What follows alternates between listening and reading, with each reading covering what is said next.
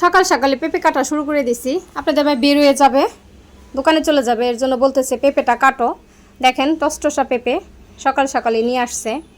আসসালামু আলাইকুম, আশা করি সবাই ভালো আছেন। আমরা তো অনেক ভালো আছি আপনাদের ভালোবাসায় আর আল্লাহর অশেষ রহমতে।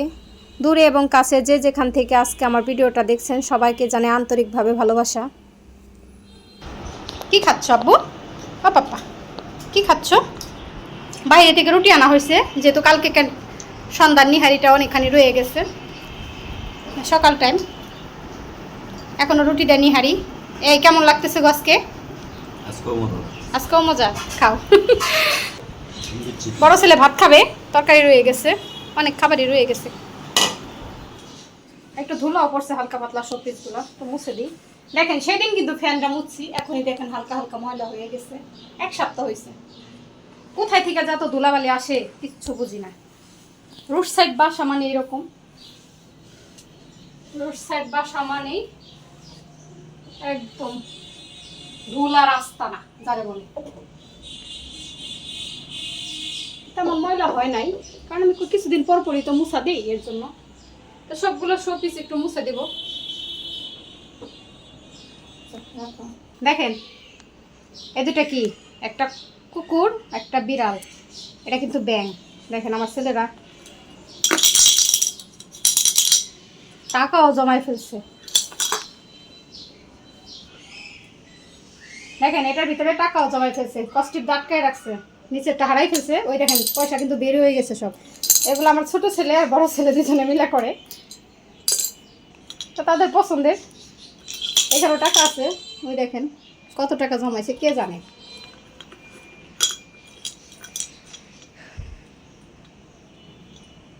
তো শো পিস হিসাবে এগুলো সাজাই রাখছি। এগুলো আসলে শো পিসই, show piece bank, show piece bank.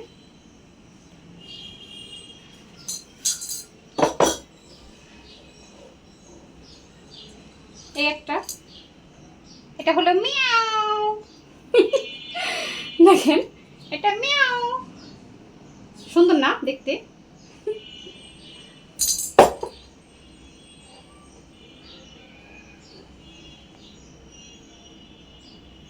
একটা আমার ছোট ছেলের, একটা বড় ছেলে।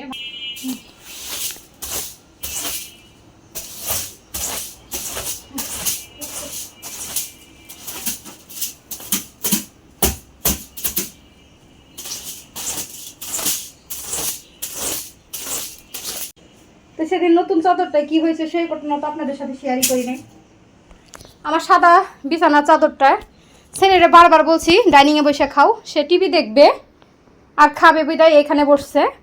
সে চাদরের উপরে বইসা ভাতটা সব এটার উপরে ঢেলে দিছে। একদম জানেন না, অনেকখানি জায়গা হলুদ লাগিয়ে গেছে এবং তরকারির ঝোল আর উঠে নাই। তো মনটাই খুব খারাপ হয়ে গেছে, সেটা দুই টুয়ে রেখে দিছি। সুন্দর একটা জিনিস নষ্ট করে ফেলছে, কি বলবো বলেন। তার জন্য ছেলেরা যে বকি নাই তা না, একটু রাগও করছি, যেটা সত্য। বুঝাইতে পারি না, সে খাট ছাড়া খাইতেই চায় না, এটা হলো বড় সমস্যা। দেখেন খাট কিন্তু গোছানো শেষ, শোপিসগুলো মুছে দিছি। গাছটা কিছুক্ষণ পর দেব, ধুয়ে দিছি।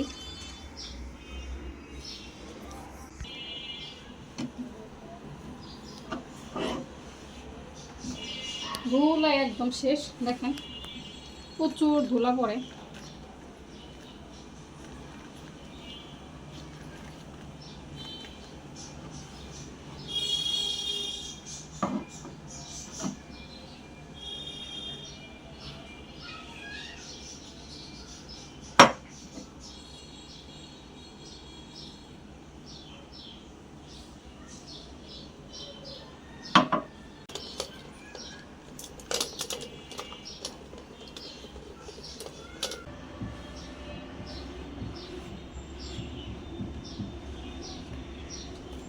এটার মোম আর জ্বালানো হয় না কখনো।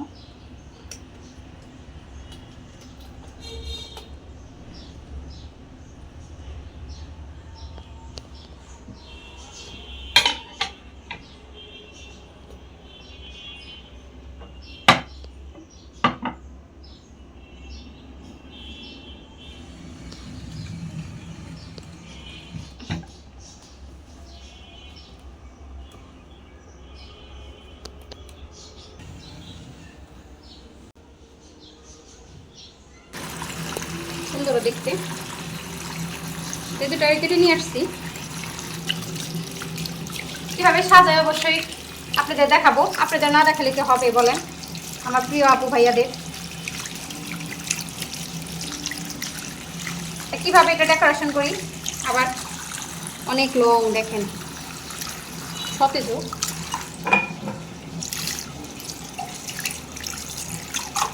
এই গ্লাসটাও ভেঙে ফেলছিল আমার ছেলে, আমি ফালাই নেই। দেখেন ভাঙা গ্লাস কিন্তু কাজে লেগে গেছে।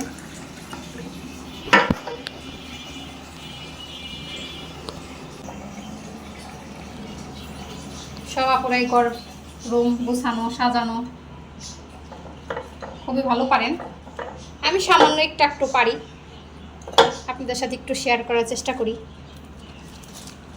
এটা আগেরগুলো দেখেন, এটা অনেক পানি ছিল না, আমি একটু খেয়াল করি নাই। একটু শরীর অসুস্থ ছিল, আর এই কাজ নিয়ে একটু ব্যস্ত থাকে, একদিকে করতে গেলে আরেকদিকে এলোমেলো হয়ে যায়, সেটা তো বুঝেনি। ছেলের আবার পরীক্ষা ছিল, ওই ছেলের দিকে একটু নজর দিছি, এদিকে আবার সবই হয়ে গেছে। দেখেন গাছটা কিন্তু আমি করে দিচ্ছি একদম, কেমন হয়েছে।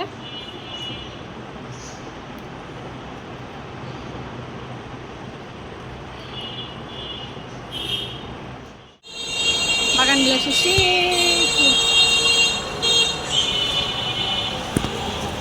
জুই গাছটা দিন দিন দেখেন কলি আসতেছে, কিন্তু কলি কিন্তু ঘুরে যাইতেছে, এখন অনেক বড় হয়ে গেছে।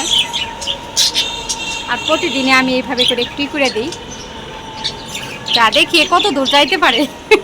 কোথায় দিকে কোথায় এসে বসছে,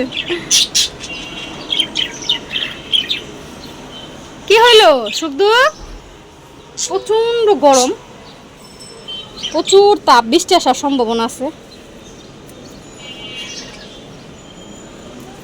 কাপড় টাপড় একটু শুকা দিছি, কালকেকার রাত্রির কিছু কাপড়, সেগুলা বারান্দায় থাকে। দেখেন কলিটা আস্তে আস্তে বড় হইতেছে।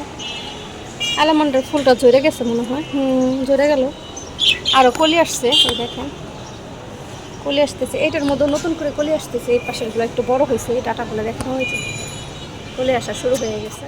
বারান্দা থেকে সবগুলো কাপড় নিয়ে আসলাম, এখন গুছায় নিব। দেখেন কাপড়গুলো আমি গুছায় ফেলছি, এখন ড্রয়ারে রেখে দেব। আগে ছেলের ড্রয়ারে রাখি, গুছায় দেওয়া যায় একরকম, কইরা ফেলায় আরেক রকম।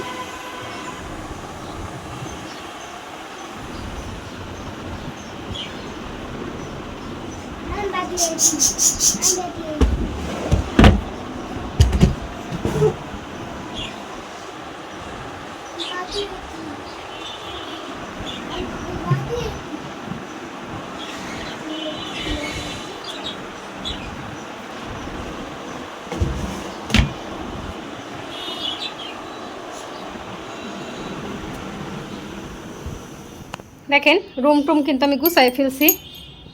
আমার ছেলে একটা বালিশ নিয়ে ওই রুমে শুয়ে পড়ছে, দুই ছেলে ঘুমাইছে। তো গুছাই আমি পাপোশটা বিছাইতে ভুলে গেছিলাম, এখন বিছাই দিতেছি। বিকাল টাইম প্রায় হয়ে আসছে। একা হাতে কাজ করতে গেলে আসলে সময়ের ব্যাপার। দেখেন সব কিছু গুছাই নিছি, আর এই গাছটা যে পানি পাল্টাই দিছি, কত সুন্দর লাগতেছে। নতুন করে একটা গাছ দিয়ে দিছি, শোপিসগুলো আমি মুছে নিছি সব। এখানে একটু রাত্রেবেলা পানি দিয়ে দিব, এখন আর দিব না।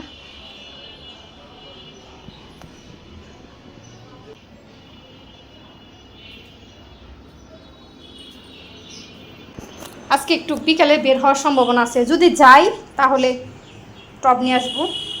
সব গাছ একটু বাহিরে দিছি।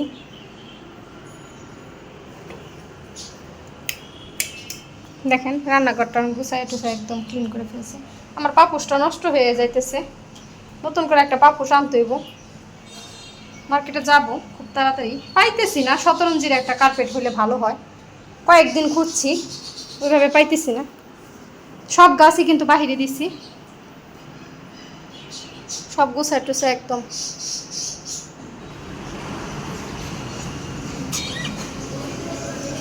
এদিকে মেঘ মেঘ করছে আকাশে, পাশের বাসার ভাবি অনেক হ্যাঙ্গিং প্ল্যান্ট আনছে।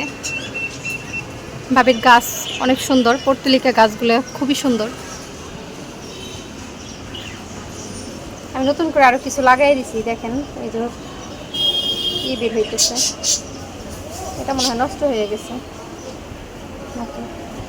হ্যাঁ নষ্ট হয়ে গেছে, এটা নষ্ট হয়ে গেছে। এত কষ্ট করে লাগাই, তারপরে যদি নষ্ট হয়ে যায় এভাবে।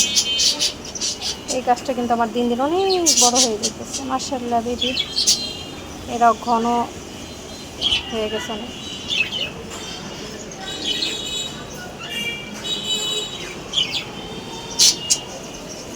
এই গোলাপ গাছটা কি সমস্যা বুঝতেছি না, খালি এরকম কলিগুলো মারা যায়। দেখেন কলিগুলো শুধু এরকম কালো কালো হয়ে যেতেছে।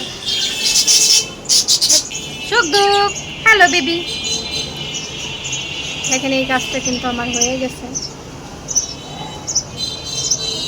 তো বিকেল টাইম বারান্দায় বেশ কিছুটা সময় কাটালাম, সুখ দুঃখের সাথে একটু কথা বললাম। দেখেন এই গাছের পাতাগুলো আস্তে আস্তে মরতেছে, তো একটা দুটো মারা যাবেই, এটা কিছু করার নাই।